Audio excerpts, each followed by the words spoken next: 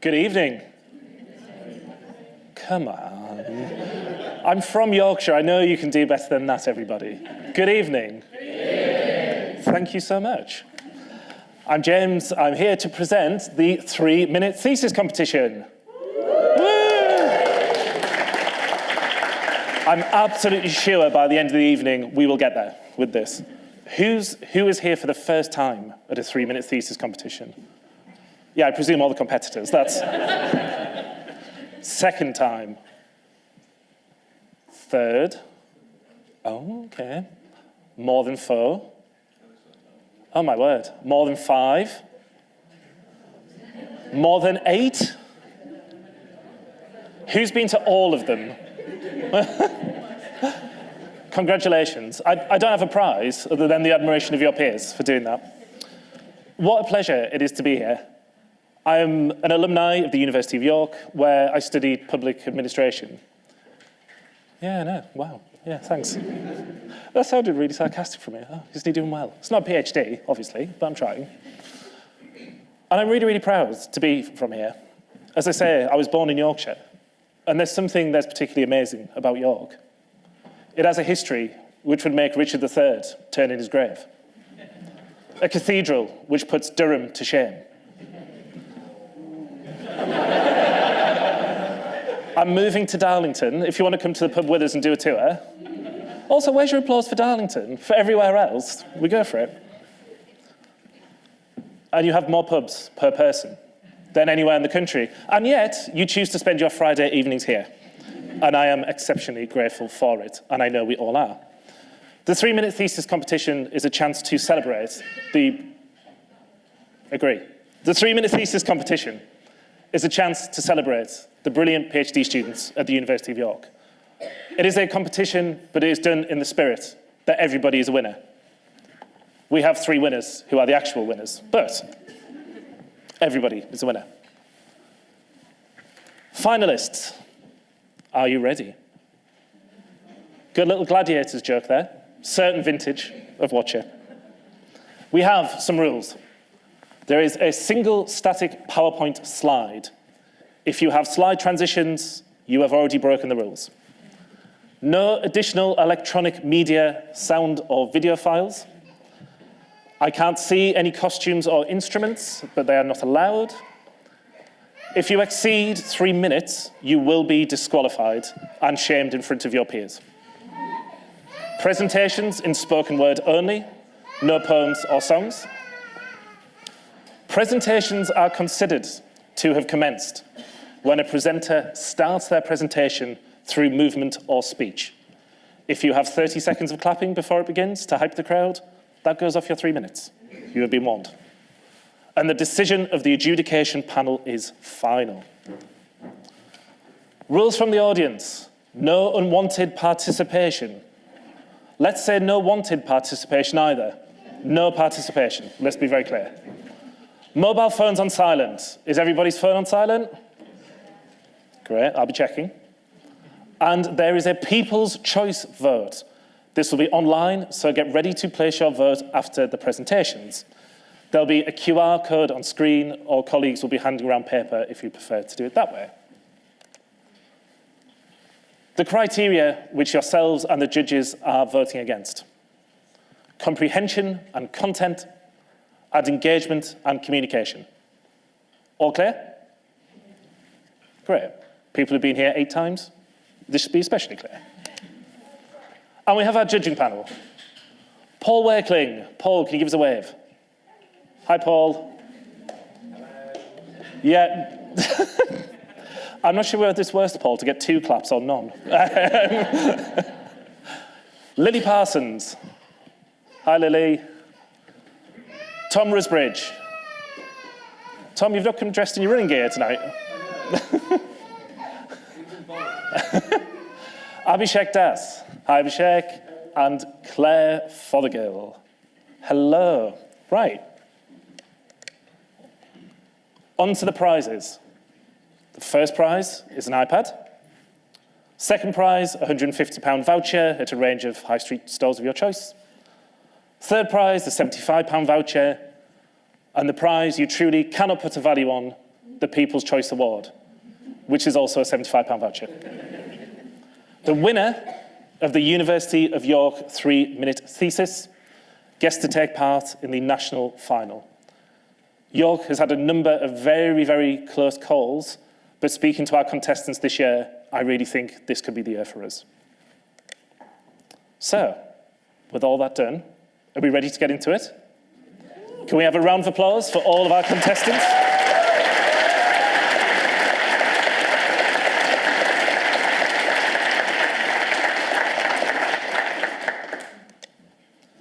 First up, we have Oliver Winder from the Department of History. Once a tankie, always a tankie. British Armoured Serviceman, 1937 to 1947. When you're ready, Oliver. Imagine driving down the road in your car, except your car has no windows. All you can see out of is a piece of glass the size of a letterbox. It's as noisy as a helicopter, reeks of diesel, and you've been trapped inside this car for several days with 4 other men because people are shooting at you. Now, if you can imagine this, you're beginning to experience the Second World War through the eyes of a British tank soldier, or as they called themselves, tankies. Today, we are mistakenly led to believe that modern war is faceless. If you read the newspaper or watch the television, you'll see that we live in an age of drone warfare where conflict is decided by modern technology, and we are told that killing has become like a video game. Historians often point to the tank as an important step towards making war distant, arguing that the armour and the optics shielded the crew from the violence they inflicted. However, for about 80 years, we have mostly focused on the technology and have mostly ignored the experience of 150,000 men. Now, my research challenges this faceless narrative. By diving into the interviews, diaries, and photographs of British tankies, I have uncovered a reality that is far more messy, defiant, and above all, human. A tank was designed as a weapon, but for 5 people, it had to serve as a home for months at a time. But there was no space for cooking or sleeping, no hygiene facilities, and certainly no toilet. There weren't even instructions on how you could shave or bathe. The most human comfort you could expect was your metal seat that you might be sat on for about 240 hours. So how did they survive, you might ask? Well, through human initiative, of course. They reused empty shell cases as makeshift chamber pots, used the engine's heat to cook their rations. They strapped on sleeping structures, sporting equipment, bicycles, and other personal items to reclaim some of those civilian comforts. Trapped inside this cramped environment, 5 men from completely different backgrounds didn't just survive, they became lifelong friends. Now, ultimately, my study is a cautionary tale for the present. Today, we continue to believe that high-tech war means humanless war. But it's clear to see, whether you're a 1940s tankie or a 2020s drone operator behind a screen, the human being doesn't disappear. So, I must say, to better understand the wars of tomorrow, we must stop focusing on the technology and start looking at the people behind the controls. Thank you. Thank you, Oliver. Next up, we have Sophie O'Reilly from the Department of Psychology. How expectedness influences our memory as we get older. Sophie. Can you remember what's in your fridge? Now, you might have started by thinking about which items you would expect to be there, such as milk or butter. So we can use our knowledge and our experience in this way to influence our memory. Now, on the other hand, if you know you have something in there that's less expected, such as a birthday cake, this might stand out in your memory, making it easier for you to remember. So my PhD focuses on how expectedness, based on our prior knowledge and our previous experience, influences our memory, and in particular, how this changes as we get older. So we know that as we get older, our memory gets worse, but our knowledge and our experience continues to increase. And so my research is important because it helps us to further understand how and why our memory gets worse as we get older, and how we might be able to use our knowledge to support that decline. To test this, I ask people to learn and remember combinations of famous people, objects, and locations. Some of these are expected, based on our knowledge, such as Adele on stage with a microphone.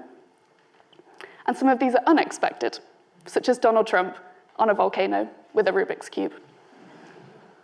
Now, I've had more than 250 people participate in my research between the ages of 18 to 30 and 60 to 80, and I'm interested in whether these expected or unexpected combinations would be better remembered, and whether this would differ between those two age groups. Now, what I've found is that unexpected combinations are often better remembered in younger adults, whereas older adults are consistently better at remembering expected combinations, where they can use their knowledge and their experience to support their memory. Now, interestingly, the specific area of the brain that's thought to be involved in processing unexpected information gets smaller and less active as we get older. So this might explain why older adults are less able to learn and remember unexpected information. And this is something that I'm currently investigating by recording brain activity from participants as they do this experiment inside of an MRI scanner. Now, this research is important because if we can understand more about how and why our memory changes during the healthy aging process, and how that links to specific changes within the brain, this can help us to identify what might be going wrong during unhealthy aging in conditions such as Alzheimer's disease. Thank you. Thank you, Sophie. Next up, we have Alex Roof from the Department of Biology. Sorting the mind's mail, a peek inside the neuron. Alex. There are over 80 billion neurons in your body, and each one allows you to think, move, and sense. But to do this, they first need to develop correctly. Because if they don't, you won't be able to form thoughts or memories, you won't be able to move a muscle, and you won't be able to sense the world. So to develop, neurons receive external signals and carry out the instructions they provide. But they receive thousands of signals all at the same time. And what would you do if you received 1,000 letters coming through your door all at once? Well, hopefully, you'd implement a precise, reliable, and efficient system to sort them, like the post office at Christmas time. Well, in cells such as neurons, this can be called a signal regulator. Now, these signal regulators coordinate many complex signals to tell a neuron how to grow, where to grow, and what connections to make. But we don't actually know how they do this.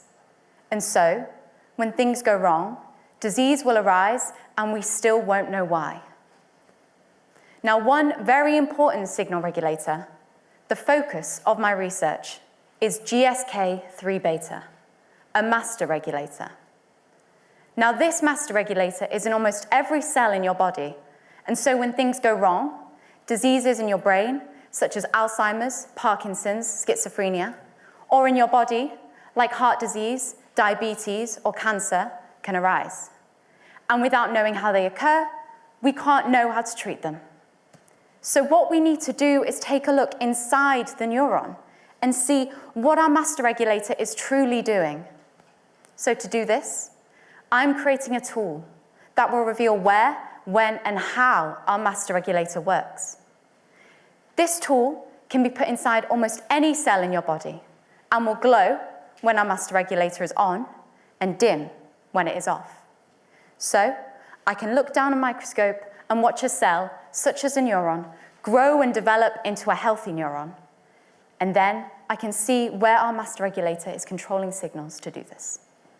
Then I can watch a diseased neuron, see how it grows abnormally, perhaps dies, and see what is going wrong with our master regulator. I can then treat these neurons to see if I can fix our master regulator and make our neurons healthy again. So with this tool and these understandings, we can develop effective treatments to hopefully heal or prevent these diseases and reduce the number of lives they affect. Thank you. Thank you, Alex. Next up, we have Fahiz Mubarak from the Department of Education. Your writing partner, a dialogic AI that doesn't write for you, and why it's a good thing. Fahiz. 5 years ago, I was an English teacher in Indonesia. Once, in a writing session, my student wrote "sweet wood." I was confused at first, so I read the whole sentence. And I quote, "I put sweet wood in my porridge." I mean, is he trying to choke himself here? For a context, English is a foreign language in Indonesia, and based on the English Proficiency Index, my country sits nearly at the bottom of the chart, ranks 80 out of 118 countries all over the world. It's strange because most students learn English since an early age. So, why does it happen? Turns out that one of the essential issues is on students' limited feedback and exposure in learning the language itself. Now, as technology develops, we have Grammarly and ChatGPT. I thought that these technologies will help them, but it turns out that the reality is not. Based on existing studies, Grammarly only gives direct correction, meanwhile ChatGPT is doing even worse. It writes and completes the work for them. Students don't learn, thereby passing the learning progress. My research focuses on building an AI platform called Your Writing Partner. I specifically test hundreds of essays, thousands of words, making sure that it detects students' errors in essay.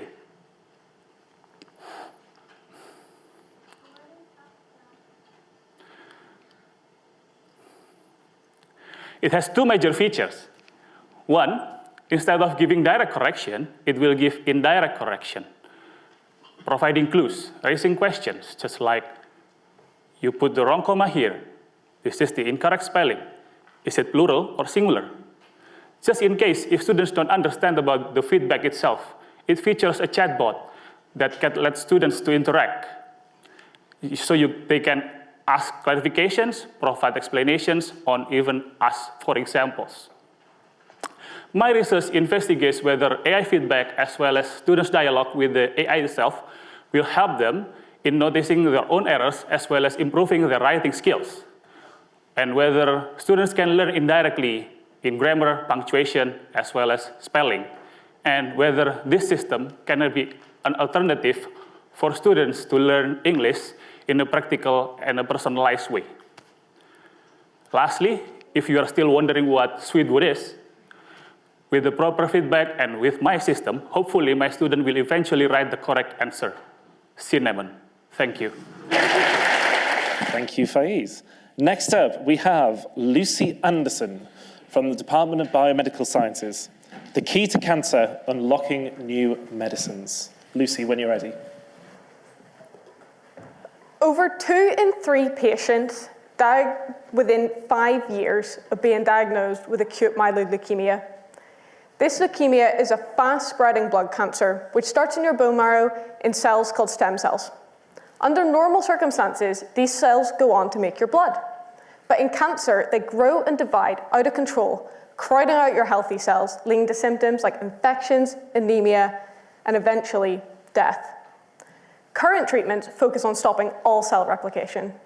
Although this kills cancer cells, it also kills healthy cells, leading to intense side effects like hair loss and nerve pain. Therefore, there's an urgent need for new targeted treatments, which is what my project aims to do. Inside your cells, there are machines called enzymes. These machines have lots of different jobs, like releasing energy, repairing damage, and cell growth. In cancer, these skills are tipped in favor of cell growth, and these cell growth enzymes are found in increased amounts in cancer cells compared to healthy cells. This makes them good options for targeted drugs, and my project is looking at a drug for a specific cancer-causing enzyme. Traditional drugs fit into a pocket on the surface of an enzyme like a key fits into a lock. This blocks the enzyme and stops it from doing its job, and in cancer's case, this stops it from growing.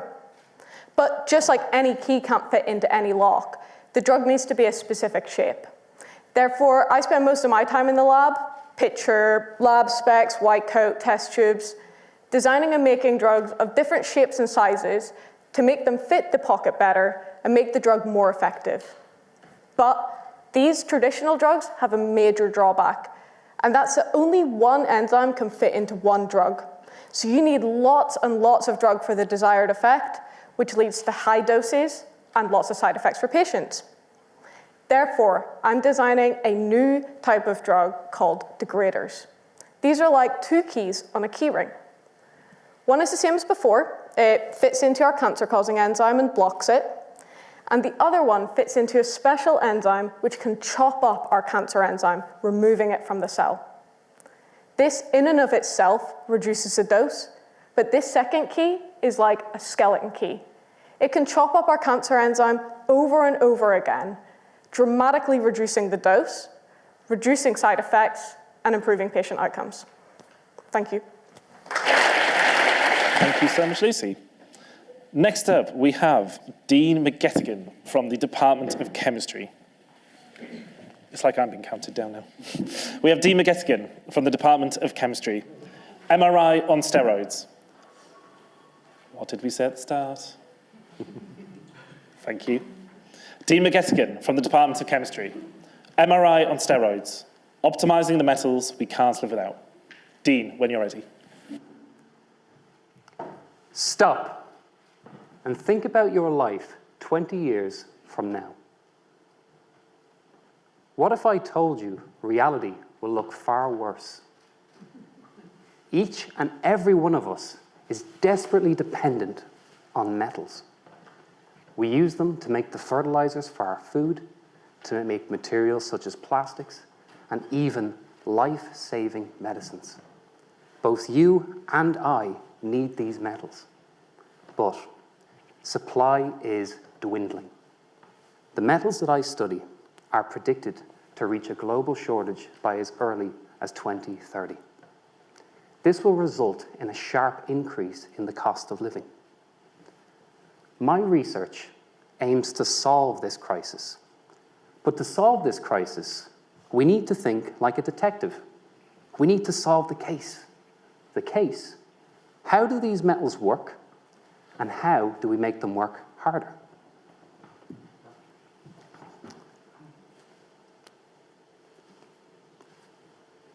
I use a technique similar to MRI.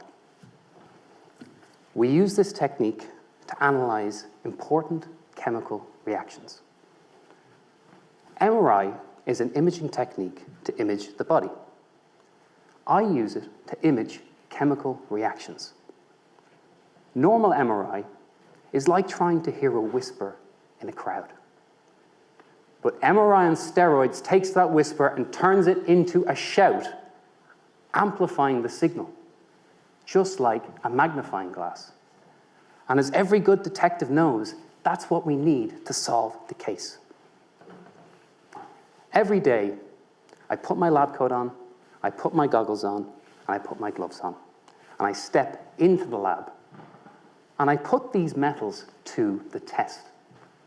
I push the boundaries of what they can do in these important chemical reactions. And then I analyze these chemical reactions with my magnifying glass. And because of the magnification that we can achieve, I can see things that nobody else can.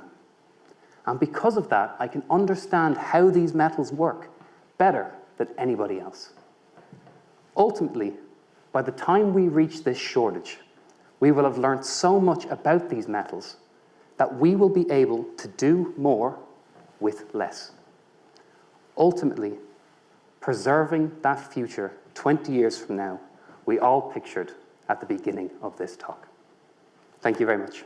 Thank you, Dean. Next up, we have Partik Kumar from the Department of Environment and Geography. Forgotten ponds, future water, rethinking village ponds in India's food bowl. Partik, when you're ready. Let me begin by bringing my PhD a little closer to you, possibly as close as your dinner table. Have you ever enjoyed basmati rice here in UK? If yes, then there's a good chance the story I study is already lying in your kitchen. Much of the basmati rice consumed here in UK comes from northwestern India. But more than just flying basmati to UK, this region is often called the granary of India. In fact, just 3% of India's land mass here produces almost 50% of country's food grain, making it India's most reliable pillar to its food security. But here is a paradox. This very region is also a global hotspot of groundwater depletion. Nearly 95% of India's groundwater depletion occurs here. So, a landscape that feeds a nation is also draining its most vital resource, and that creates a challenge for life, livelihood, and ecology. But it wasn't always the same. Historical evidence tells us that this region once relied on village ponds that supported both productive agriculture and ecological balance. In search of solution, we turn back to this historical system for inspiration. Would you say on your right could be a possible future? This is an AI-generated visual built on the keywords like healthy pond, biodiversity, local agriculture, well-being, and prosperity. In many ways, this represents the research aspiration. But at present, these ponds are often polluted, encroached upon, and simply forgotten. Landscape changes, intensive agriculture, chemical contamination, groundwater depletion, skewed policies, droughts, famine, tariff, and even war. That is too many bad words in one go. And that is our realization. This research, at its core, tried to find solution for the future grounded in the present while informed by the wisdom of the past. Precisely, we answer three things. We reveal how these ponds were built, managed, and supported agriculture in the past. Second, we show that these ponds are natural recharge points, considering they are natural depression. And third, we identify pathways for the society, state, and nature to work together for a sustainable future. Using maps, memory, and molecule, we offer pathways to sustain the food security of millions in India, and perhaps keep giving you a choice to have basmati rice. Thank you. Thank you so much, Partik. Next up, we have Prasad Sanbor from the Department of Computer Science. Can we role-play our way to climate action? Prasad, when you're ready. What do you think is going on here? Can you guess that they're playing a role-playing game about climate change? A game and climate change. That doesn't fit, right? Well, that's my research. Nearly 3 in 4 British people find climate change worrisome. And yet, we don't act as much as we know we should. That's not because we don't care. It's because it's genuinely hard. Habits, convenience, misconceptions, assumptions all come in our way.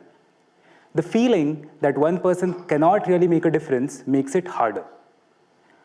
Being a game designer, I wondered how could games help us make better climate choices? So looking at climate change communication and environmental education research, I developed 2 physical role-playing games. In these games, players were challenged to make decisions in the context of climate change for their characters. Imagine you're in a game where you are supposed to role-play as a group of friends who are going on an eco-friendly holiday trip. How would you go about it? Where would you go for the trip? How would you get there? What would you do and what would you avoid to make sure that your trip is eco-friendly and fun? Rather than telling what to do, these games created spaces for players to experience the dilemmas, the trade-offs, the tensions, the messiness of trying to do the right thing when the world isn't always set up for it. I found that these games help players to think through their climate action choices because of 3 main things: context, conversation, and community. The scenarios in these games were deeply rooted in the real lives of the people in the room. And they played these games together. So they talked, they reflected, they discussed, they debated, as well as they supported each other. And sometimes they changed their minds. Taking it to the next level, I turned my research into a new design framework as a set of principles or a toolkit for designers, researchers, and community members like yourselves to make more games that can go beyond raising awareness towards something like a collective exploration. My research has shown that role-playing games can show us our way to climate action. They can help us rehearse our climate action choices in the game before we take them in real life. What I've learned is that when it comes to climate change, the gap between knowing and doing isn't closed by more information. It's closed by experience, by conversation, and by the feeling that you are not alone in trying to figure this out. Next up, we have Fedor Toplev-Soldanov. What does war smell like? Century history of the siege of Leningrad and modern warfare. Fedor, when you're ready. Do you remember what your childhood smelled like? For most people, the answer lies somewhere between freshly cut grass, petrol, or something nice and tasty. Sensory experiences, what we smell, what we see, and what we hear, shape a lot about the perceptions of reality and linger as memories for a very long time. My research asks, what does war smell like and feel like? As a historian, how do I even get to that information? Well, I read diaries from a siege that happened 80 years ago. During World War II, in 1941, the German army completely surrounded Leningrad, the second largest city of the Soviet Union. You may be more familiar with it by its modern name, St. Petersburg. The German plan for that city was simple. It was to be destroyed, its inhabitants were to be exterminated. The city endured almost 3 years of intense siege warfare, with almost non-stop bombardments, some lasting up to 13 hours. When liberation finally came, just under 1 million people have died, mostly due to hunger and rampant disease, not direct enemy actions. And throughout these terrible days of the siege, a lot of these inhabitants wrote personal diaries. Ordinary people, school children, nurses, sometimes frontline soldiers as well. They described their daily lives and the sensory experiences, like the smells of countless fires caused by thousands of incendiary bombs dropped on the city, the taste of stale, bitter bread that was given out as the daily rations, sometimes smaller than a palm of one's hand, the sounds of air raid alarms blaring from the loudspeakers across the city, urging people to run for their lives and run for cover. But they also recorded more comforting and pleasant experiences, like the feeling of the fresh spring wind on their faces and the smells of trees and flowers blooming in the city, making them feel like maybe all hope was not lost, maybe life still went on. These diaries are a hard read. There is a total of just over 200 of them surviving to this day, kept in archives across Russia and the Republic of Belarus. It's very hard to get to them. It's not safe for me to directly travel to either of these countries, but I managed to digitally smuggle my collection of diaries before the access to archives was completely cut off. You may be asking, okay, this all sounds fascinating and really tragic, but how is it relevant? Those who do not remember the past are condemned to repeat it. Yet again, for millions of people from Gaza to Ukraine, war is coming and it's on their doorstep. For so many children across the world, the smells of childhood are not freshly cut grass or petrol, but fire, blood, and death. Looking into the historical experiences of siege warfare and the senses that accompany it can help us better understand the needs of people who are experiencing all of these horrors today. Thank you.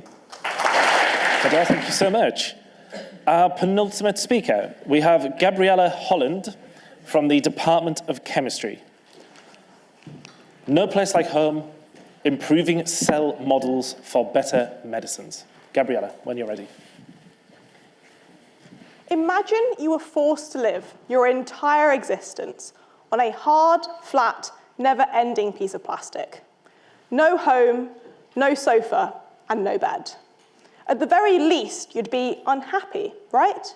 And you definitely wouldn't be behaving the same as you do at home right now. And for me to assume that you were would be ridiculous.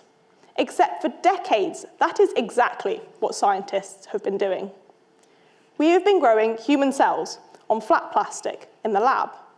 We then study how these cells behave to try and understand what makes you sick and how we can make medicines to make you better.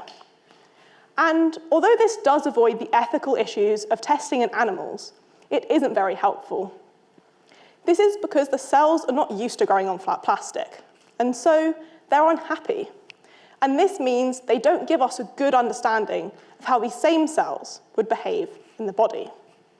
To try and fix this, I want to take the cells off of the flat plastic and put them into a squishy 3D material that makes the cells feel more at home.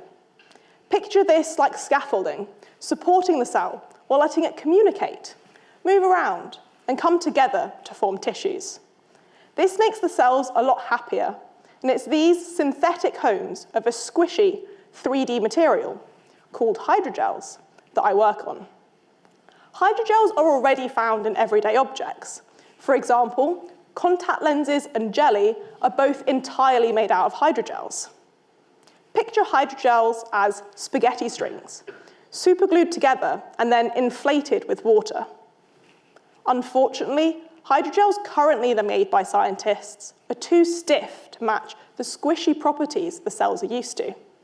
This means they can't move around or reorganize as they would in your body.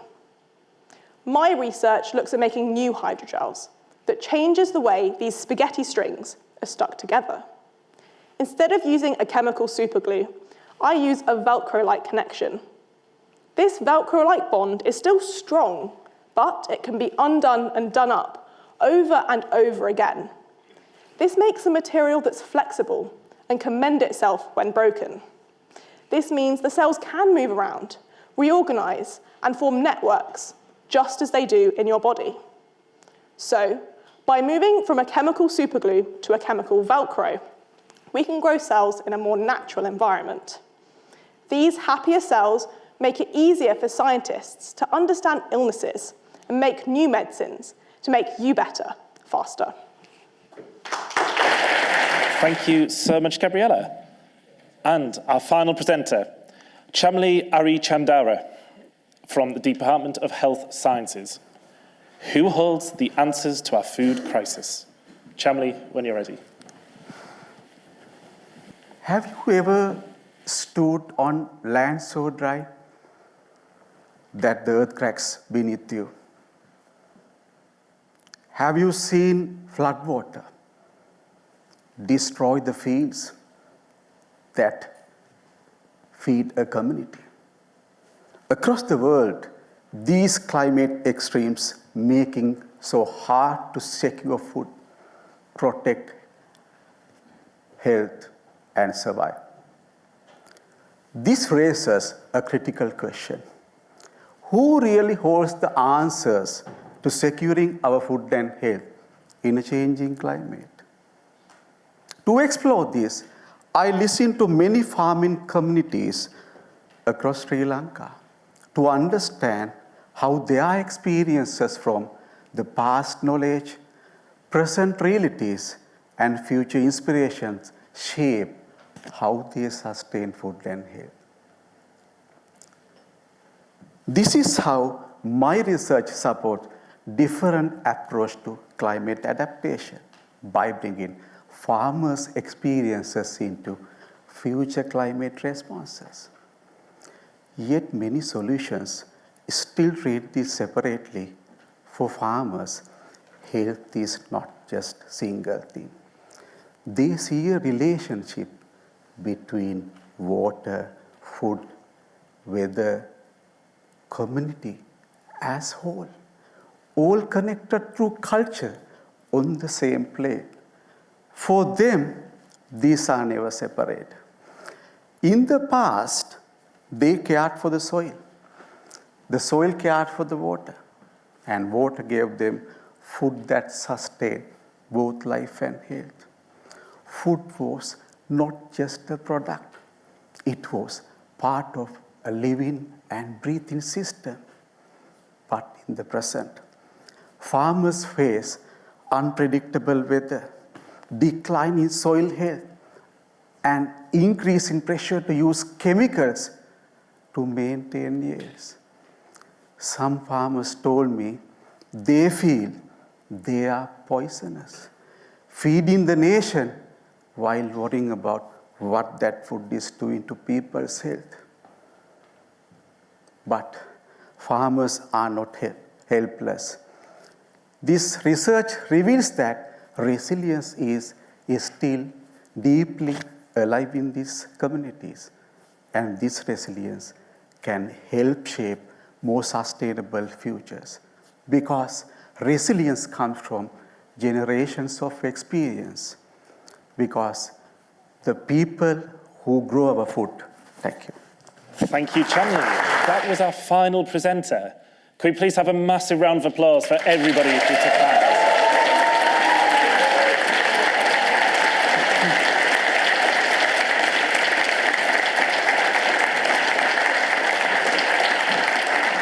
Thank you so much. I do say this every year, but that was the best group I've seen to date. Before we go to voting, can we have a quick reminder of who everybody was? So, Oliver Winder, once a tanky, always a tanky. Please raise your hand. Sophie O'Reilly, how expectedness influences our memories as we get older. Alex Roof, sorting the mind's mail, a peek inside the neuron. Fahiz Mubarak, your writing partner, a dialogic AI that doesn't write for you, and why that's a good thing. Lucy Anderson, the key to cancer, unlocking new medicines. Dean McGettigan, MRI on steroids, optimizing the metals we can't live without.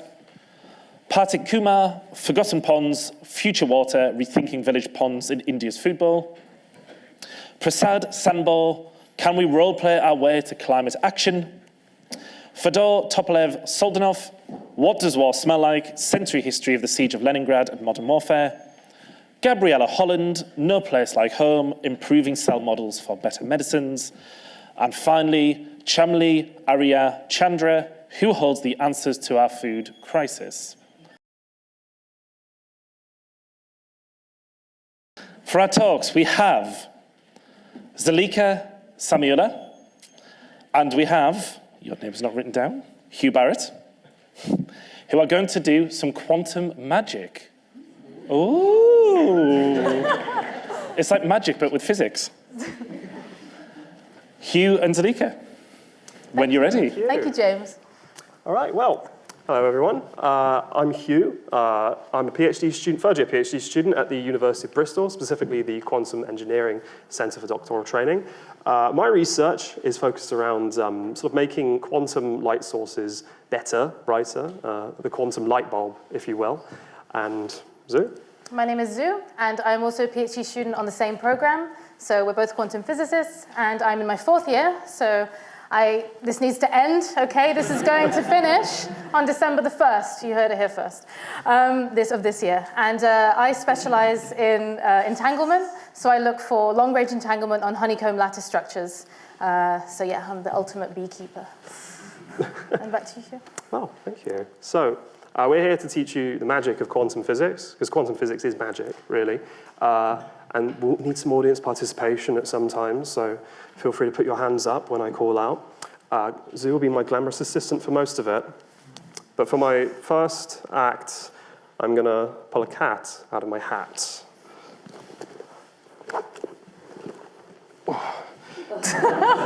This one's dead, unfortunately. I'm sure you've heard of Schrödinger's cat. Anyway, this could be Schrödinger's cat. I wasn't sure if it was dead or not when I put it in there.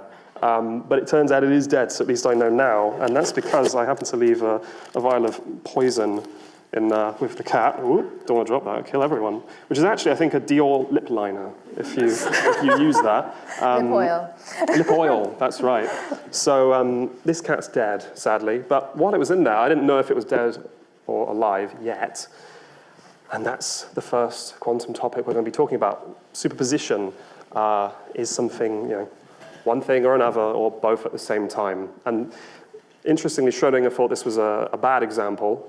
He made it up as kind of a ridiculous example to say, how could something as large scale as a cat exhibit this sort of quantum phenomena? Really, you have to go much smaller to exhibit these sorts of properties of being dead or alive at the same time, or one thing or another at the same time in this superposition. So we need to go smaller. I don't have something quite small enough, but I do have 2 coins. So my old master at the University of Bristol, Professor John Rarity, the inscrutable, did teach me this trick, which was that you can entangle 2 coins by shaking them and saying the magic words, which was sort of, if you all repeat after me, Quantum, quantum, I love you. We're not going to do that, sorry. But you could if you want. And these coins are now entangled. So there's some quantum link between them. One of them will affect the other. This is our other property of quantum entanglement. So I'm going to hand this coin to Zoo. And let's say we take the coins far away. We'll take them to either side of the stage. But you could take them to either side of the universe if you wanted to. And now we're both going to flip the coin. Oh, but I forget. Right. You can't just do a quantum measurement without the correct apparatus. So we've got these glasses on, which are going to help us with the measurement. We'll talk more about them later, maybe. Does anybody recognize them? Out of interest? Day Medna average? Anyone? Anybody? All right, so are you ready? Now, I can't flip a coin. I'm just going to do that, okay? So no judgment. I'm not sure if I'll be able to do this either. Ready? Go. How am I scared? They make it a bit harder to see. Oh. You got it? Yes. Both got it, okay. I got heads. What'd you get? I got heads as well. Oh my God. Oh my God. The same thing. Let's do it again. I'm going to throw it as well. Yeah. Ready? Let's not be fancy. Well, it didn't help much either, to be honest. Oh, gosh. Oh. This time I got tails. I got tails as well. Oh, my gosh. Suspicious. Well, I'm not going to keep doing this. But if we kept doing this, because of the entanglement, measuring these coins means they always collapse, is what we would say. But they always give the same result. Always both heads or both tails. And isn't that something? But you might not believe us because we're biased, because we're up here and, obviously we could tell you anything. So perhaps an audience member could help us out with this. Is there anyone who'd like to flip a coin? Is there anyone who knows how to flip a coin? I see a hand. That hand's shot straight up. Yes. Let me give you this coin. It's only 10p, but it's actually worth a lot more than that. Feel free to have it. This is the future. Thank you. All right. Are you ready? Anzu? Mm-hmm. All right, if you both flip your coins. Go for it. Oh, well done. Okay, what'd you get? I got tails. Boo. No. But it's because you weren't using the right measurement basis, as we would say. If you try it on now. Oh, you look great.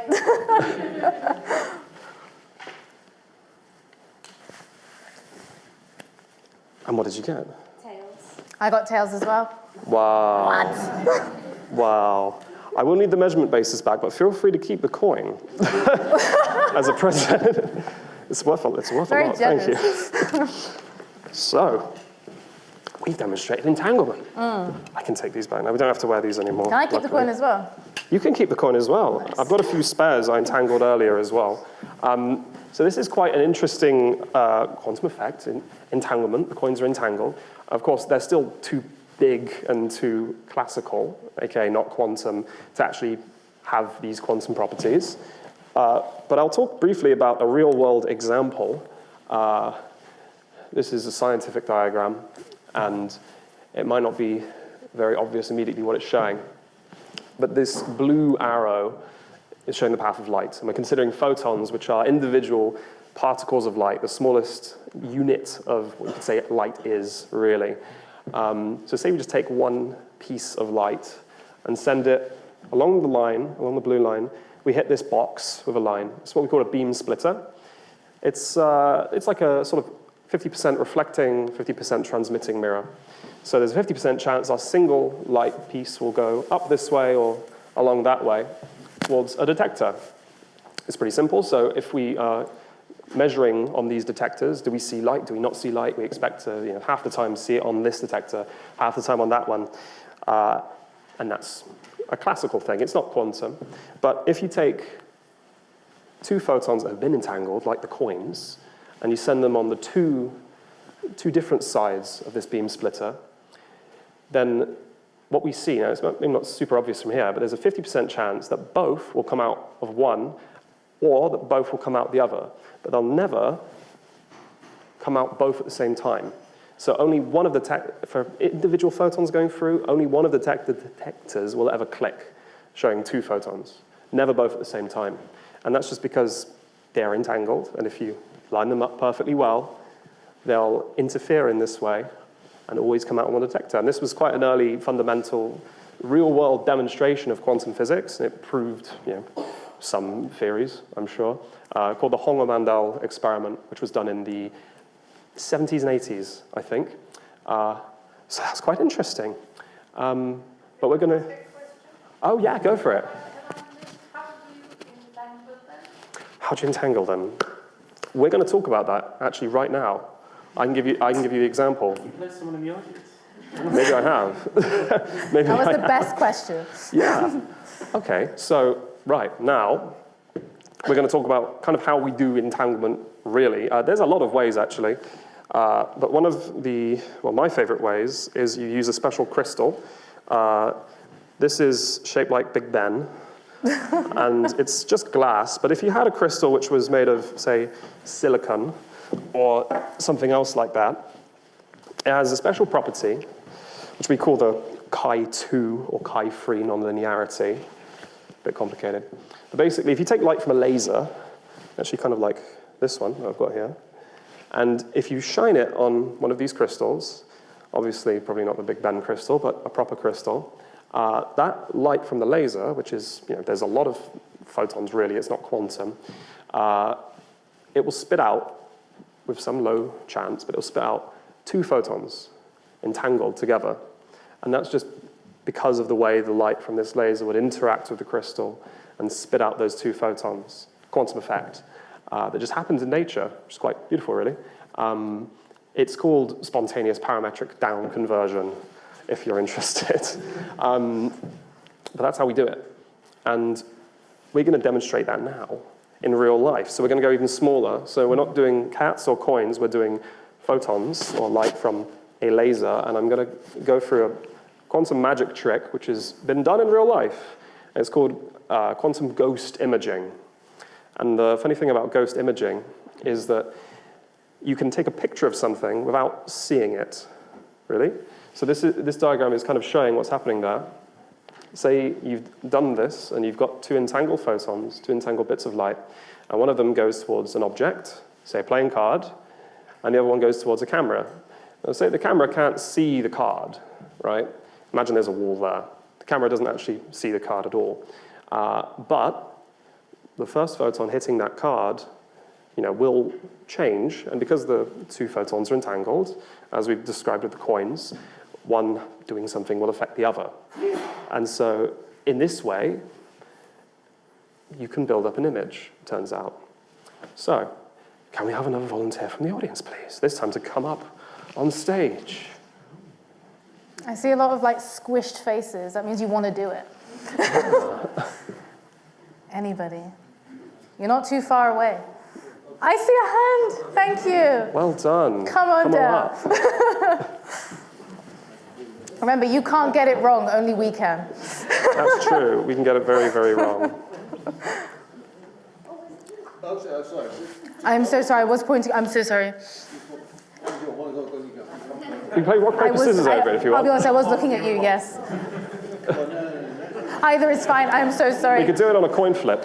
I don't think these are fair, really. When we're back next year. Yes, that's true. Thank you so much. Thank you so much. And what's your name, sorry? Lorraine. Okay. I'm sorry, I didn't ask your name earlier. I should have done that. What's your name? Scarlett. Thank you, Scarlett, and well Fabulous. done. Now, Lorraine. Okay. What you're going to be in charge of is this special quantum camera. And what this is going to do is take pictures of the individual photons. So if you take that, and now I'm Mr. Assistant Zoo, I need you to draw a card. You're glamorous too. Any card. You're both glamorous, that's true, yes. All right, pre-shuffled, of course. There's quite a lot of them.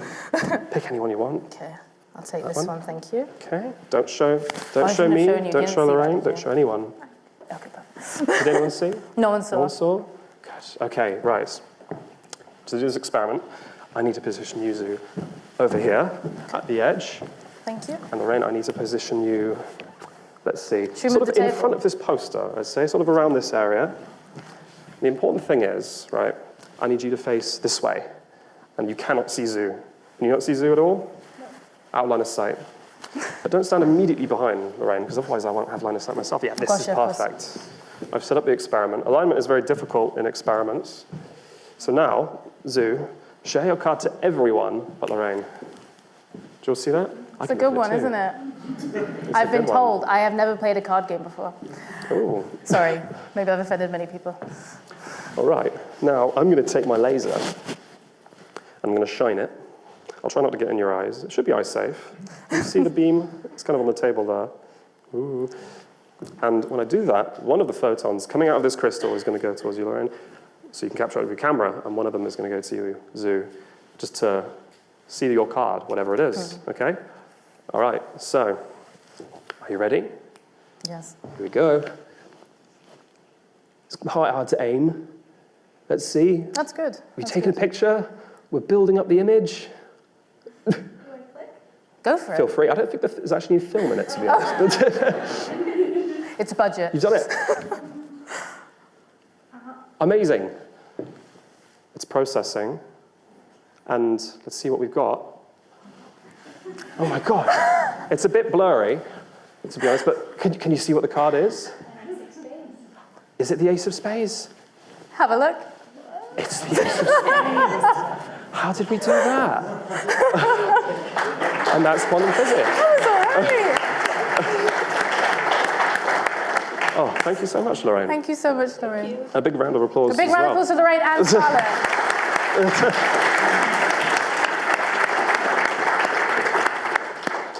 I'll turn Big Ben off. I got this from a gift shop down the street, actually.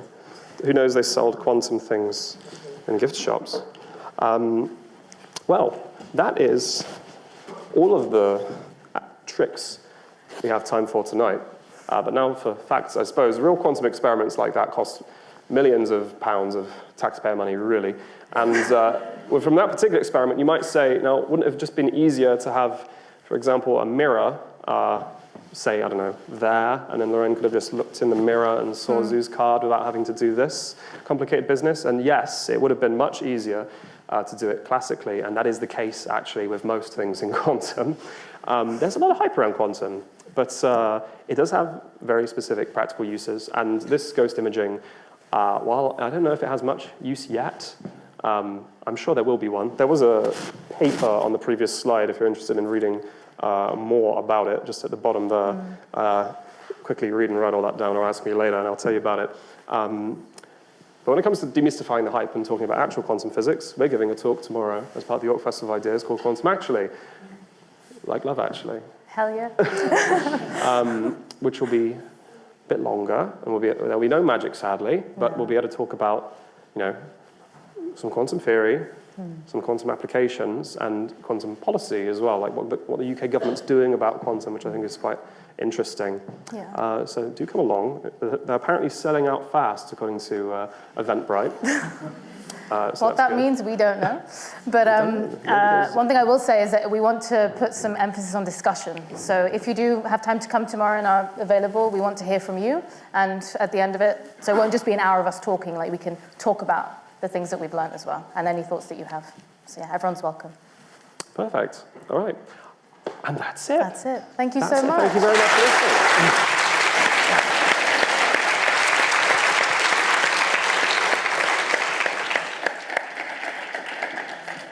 Thank you, Hugh and Zoo. We gave a child 10 pence, learnt about quantum physics, and we did a bit of magic. What else could you want? So, the judges aren't back yet. Anyone know where they are? Gives me a little bit of dead air to fill for a few minutes, but that sounds like a door. Is this the judges? That is the judges, yes. Paul, were you on the other side of the door, or was that a coincidence? Have you reached a decision? Okay. Do you want to come up and announce, Paul? I'm here, so I need a microphone. Let me... Okay. Am I on? Hello, can you hear this? Oh, yes, you can hear me, can't you? Wow, that was amazing, wasn't it? Talk about human drama and jeopardy and like 33 minutes of amazing research. I think that was probably the quickest 3 minutes of everybody's life. It was certainly one of the quickest 33 minutes I can remember. That just went by in an absolute flash. So I was really struggling just to write everything down, and I can't imagine what it must have been like for you all.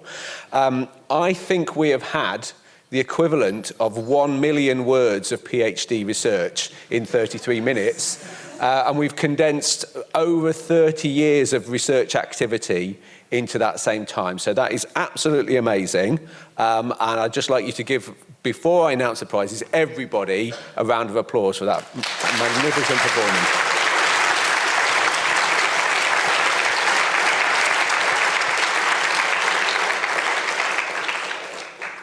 Okay, so I will get on and announce the prizes, and I'm going to start with the third prize. Unfortunately, this year we don't have a pre-recorded drum roll, which we have had if you've been to this in the past. It went on for ages. So we're not going to have a drum roll. I'm just going to announce the third prize. And I guess one of the great things about the 3 Minute Thesis is that you're kind of playing the role of a presenter. It's a kind of game. And the third prize is very fitting for that because it goes to Prasad Sanbor.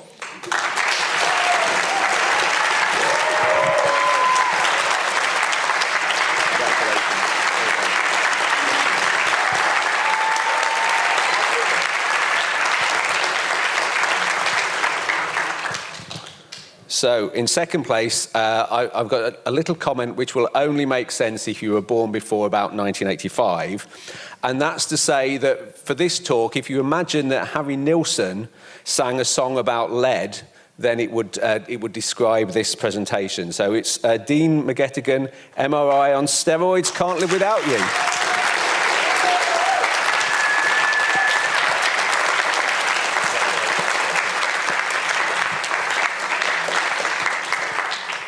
Okay, so it's time to announce the judge's choice for winner before I then go on to announce the people's choice. Okay, so the first place goes to somebody who probably felt quite uncomfortable and now is hoping that they can go into a bit of a squidgy place after this. So this goes to Gabriella Holland.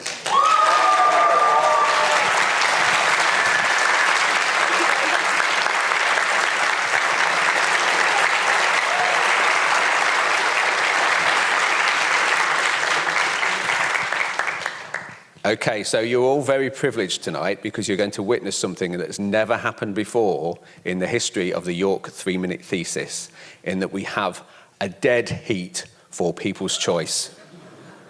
And the even better news for the winners of People's Choice is that rather than split the prize in two, our generous hosts have agreed that we will have 2 People's Choice Awards this year. So that's really great. And the winners of the People's Choice this year are going to be Alex Roof.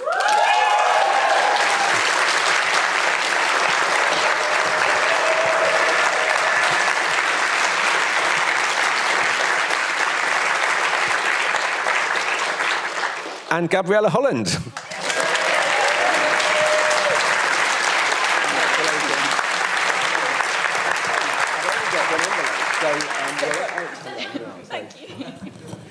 Okay, so thank you very much. Back to you, James. Can we have a final round of applause for all of our participants?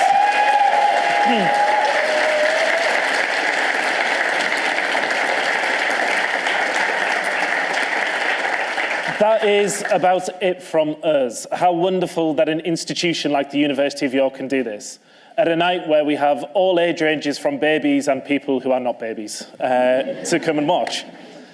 It is amazing that institutions like this can do such things, to bring people together, to explore ideas that I know 10% more of than when I came in. We've given children some money, we didn't get sawn in half, we've learned about games and conflicts, and what else but a university would be able to do such a thing. If you have a moment before you go home tonight, please do look at what else is on. Look at the alumni page. I promise they haven't paid me to say that, to give a bit of cash, if you can. Or just give it to me directly, whichever. Whatever cuts the time. And the final thing to say is just thank you to you. Institutions like this are run by all of us. You are taxpayers who fund the opportunity for these people to have a higher education. Your generosity makes days like this possible, and your attendance is a vote of confidence that things like this are worth doing. So thank you very much, have an amazing evening, and please enjoy the rest of the event. Thank you.